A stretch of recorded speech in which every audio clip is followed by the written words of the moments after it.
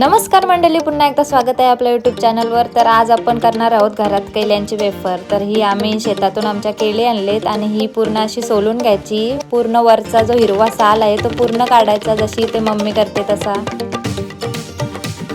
आणि ही पोर बघा इथं बारकी झाली, ते स्लाइम सोबत खेळत बसली। आणि आता आपण इथे खिसणीने केल्यांचे काप करून घेऊ।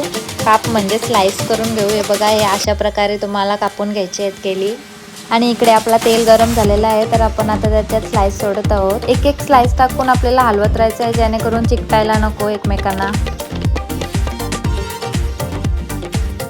जेव्हा हे बुडबुडे यायचे बंद होतील तेव्हा आपण समजायचे का आपले केला वेफर रेडी आहे। आणि एकीकडे आमचं जेवण पण होतं। इकडे बघा मच्छी फ्राय आहे आणि इकडे कोलबीचा कालवण रेडी होतोय। आणि इकडे आपली वेफर रेडी झालेली आहे बघा, काढली आपण तेलातून तिला बाहेर। आणि आता दुसऱ्या वेफर आता आपण अजून टाकू, तो आपला काम चालूच आहे। इकडे बघा, एकीकडे किसते एकीकडे तळतात।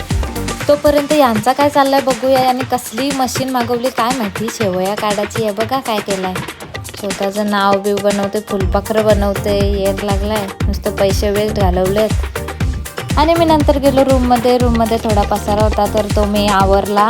परत आलो तरी काय याच्या शेवया का संपत नव्हत्या, येर लागलेला याला।